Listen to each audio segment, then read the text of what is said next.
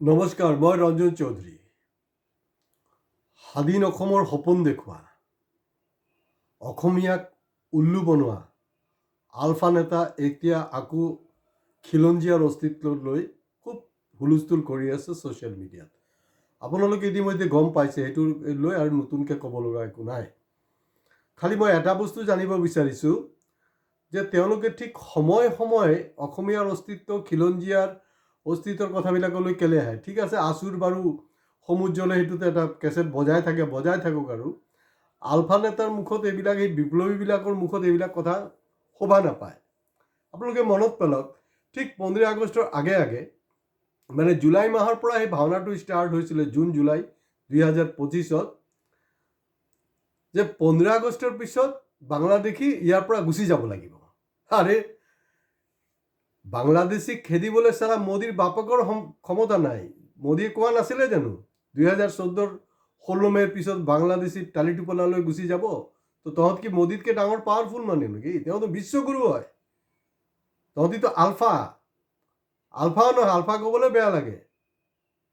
চৰকাৰৰ ওচৰত নথি স্বীকাৰ কৰা, বিভিন্ন ভাওনা যে এৰেষ্ট কৰিছিলে, তাতকৈ যে হিতেশ্বৰ শইকীয়াৰ আমলৈ যে চালফা আছিলে সেইটো ঠিক আছে, চালফা চাৰেণ্ডাৰ কৰিছোঁ। এতিয়াতো ভাওনা কৰিয়ে এইবিলাক হৈ থাকে। তো এই কাৰবাৰটো ষ্টাৰ্ট হৈছিলে 2025 জুন মাহৰ পৰা। ড্ৰামাটো ষ্টাৰ্ট হৈছিলে কাৰ ইচাৰাত ষ্টাৰ্ট হৈছিলে? হিমন্ত বিশ্ব শৰ্মাৰ ইচাৰাত ষ্টাৰ্ট হৈছিলে। শৃংখল চালিয়াৰ যি উচ্ছৃংখলতা, কেনেকৈ মানে তাত হাৰ পানী কোনে যোগাইছিলে? হিমন্ত বিশ্ব শৰ্মা। নহ'লে তাৰ কি ক্ষমতা আছে নেকি? তাকতো ফু মাৰিলে, অসমীয়া নহয় অনা অসমীয়া যদি তাক ফু মাৰি উৰি যাব।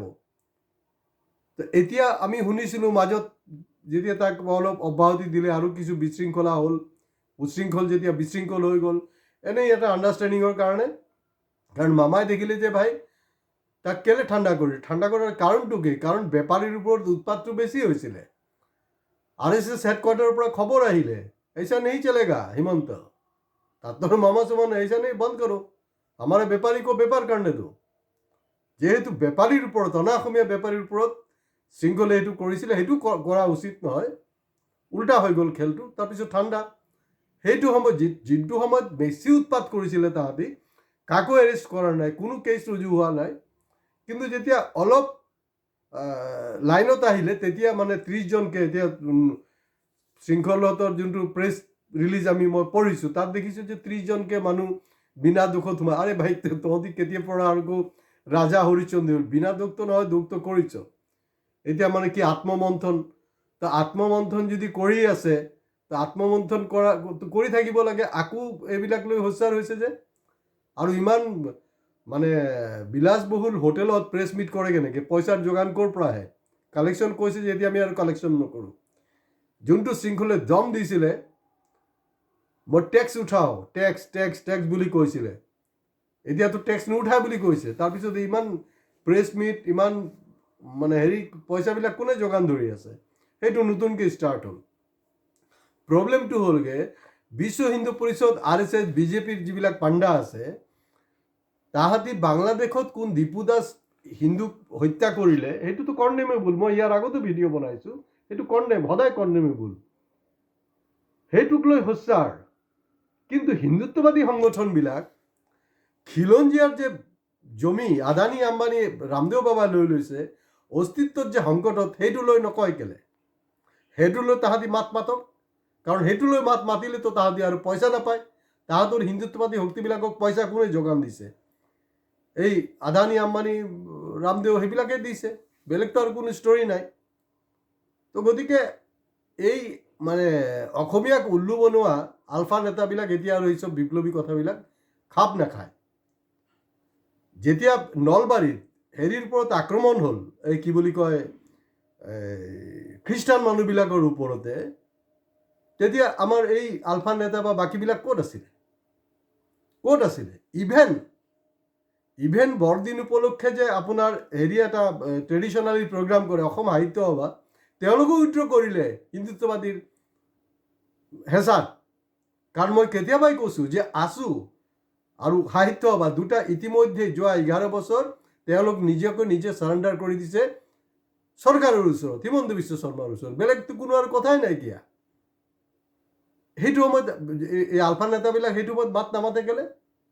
সেইটো সময়ত মাত মাতিব লাগিব।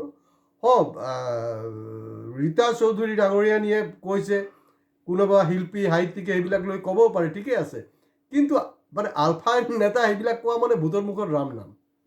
কেলে আলফা নেতা কোৱা নাছিলে জানো বঙালীক বোলে ঘৰে সোমাই সোমাই মাৰিম? এতিয়াতো দেখোন আলফা নেতা বঙালীৰ মানে পৰামৰ্শ নোহোৱাকৈ চলিব নোৱাৰে। অলপ চেক কৰক, চেক কৰিলে চব মানে কি বুলি কয়, দুধ কা দুধ পানী কা পানী হৈ যায়গা। এইবিলাক কৰি লাভ নাই। আৰু যদি সেইটোৱেই হয়, এই যে মানে হিমন্ত বিশ্ব যোৱা সময়ছোৱাত কি কৰি আছে? চোৰক কৈছে চুৰি কৰ, গৃহস্থক কৈছে জাগি থাক, চবফালে জুইটো লগাইছে। আৰু তাত যেতিয়া ঘটনাটো হ'ল কাৰ্বি আংলঙত, কাৰ্বি আংলঙত যে ঘটনাটো হৈছে, এই যে পপুলেশ্যনটো যে কমি আহিছে, মুছলমানৰ পপুলেশ্যন 40%, আৰু 60, সেইবিলাক লৈ বহুত মাত মাৰি থাকে। কিন্তু এই নেতাবিলাকে যেতিয়া হিমন্ত বিশ্ব শৰ্মা এইসব ফাল্টু ঘাটিয়া পলিটিক্স কৰি থাকে, তেতিয়া আলফা নেতাই হওক বা বাকী উশৃংখল চলিয়া যি হওক, তেতিয়া তেওঁলোকে নিমাত কিয় থাকে? তো গতিকে বাংলাদেশে এইবিলাক কৰি লাভ নাই। ইয়াৰ কাৰণে সম্পূৰ্ণ আমি জগৰীয়া। অনা অসমীয়াক মোক নালাগে, কিন্তু এই আন্দোলনকাৰীক লাগে। কাৰণ আন্দোলনকাৰীক যে বৰঙণি ডোনেশ্যন কিন্তু অনা অসমীয়া বেপাৰীয়ে দিব, অসমীয়াই নিদিয়ে, চিধা কথা। তো গতিকে সেইটোৱে চিট বিতেৰি পিঠ বিতেৰি, মানে এনেকুৱা তেওঁলোকে এটা ৰাজনীতি চলাই আছে। গতিকে এইবিলাকৰ পৰা সাৱধান। খালি অলপ মনত পেলাব যে আলফা নেতাই দেখোন 15 আগষ্টৰ আগত কৈছিলে, 15 আগষ্টৰ পিছত।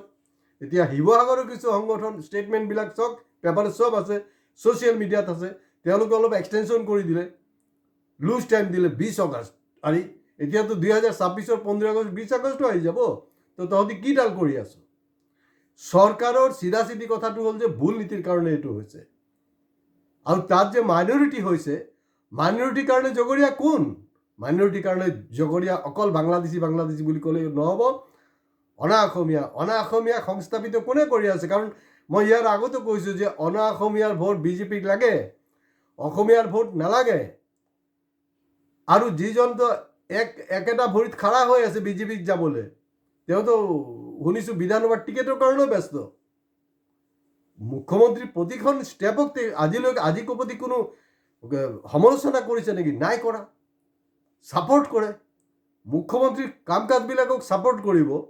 আৰু মুখ্যমন্ত্ৰী নিজে গৃহমন্ত্ৰী হৈ থকাৰ পিছত অসমৰ আইন শৃংখলাৰ এই ধৰণৰ অৱনতি হ'ব, দুটাতো একেলগতে হ'ব নোৱাৰে। কাৰ্বিবিলাকৰ খবৰ দুটা মেইন কাৰণ। এটা হ'ল কি যে মানে অনা কাৰ্বি দপদপানী, আৰু দ্বিতীয়টো হ'ল যে তাৰ যোনটো তুলাৰাম আছে, এই মেইন মুৰব্বী, এইটোতো কংগ্ৰেছে কেতিয়াবাই দাবী কৰিছে যে এইটোতো হিমন্ত বিশ্ব শৰ্মাৰ ATM হয়। নেচাৰেলি দুৰ্নীতি হৈছে, দুৰ্নীতি হ'ব, অহা দিনতো হ'ব। তো এই যে খাটি খোৱা যিবিলাক কাৰ্বি মানুহ কিন্তু এই আলফা নেতাৰ নিচিনা ধনী মানুহ নহয় দেই। তাহাঁতি খাটি খোৱা যিবিলাক কাৰ্বি মানুহ আছে, তাহাঁতি ভিক্টিম। তাহাঁতি দেখিছে যে আমি আমাৰ অধিকাৰৰ পৰা বঞ্চিত হৈছোঁ, আমাৰ হাতত টকা পইচা নাই। আৰু আমাৰ কাৰ্বি যিজন মুৰব্বী, যিজন হিমন্ত বিশ্ব শৰ্মাৰ ইচাৰাত চলি আছে, ATM হিচাপে কাম কৰি আছে, তেওঁ ৰমৰমীয়া ব্যৱসায় কৰি আছে, তাৰ ওপৰত চৰকাৰে কোনো ধৰণৰ ব্যৱস্থা লোৱা নাই। জুইটো যে লাগিছে দুইটা ফালৰ পৰা। কাৰণ তাত যিজন মুৰব্বী আছে কাৰ্বি আংলঙত, তেওঁ দুৰ্নীতি নকৰা হ'লে এই কাৰবাৰটো নহ'লে হয়। তো গতিকে আজি ইয়াতে শেষ কৰিছোঁ। ভিডিঅ' ভাল পালে আপোনালোকে লাইক শ্বেয়াৰ কি কৰে নকৰে এইবিলাক আপোনালোকৰ কথা। ছাবস্ক্ৰাইবটো কৰিব, ছাবস্ক্ৰিপশ্যনটো বহুত ইম্পৰ্টেণ্ট। কাৰণ ফ্ৰী অফ কষ্ট। ফটুৱা কথা বতৰা ছ'চিয়েল মিডিয়াত শুনি লাভ নাই। আমি যিবিলাক কৈছোঁ শুনক, আৰু এটাৰ পিছত এটা আমাৰ ইমান এফেক্টিভ হয় এটা ভিডিঅ'।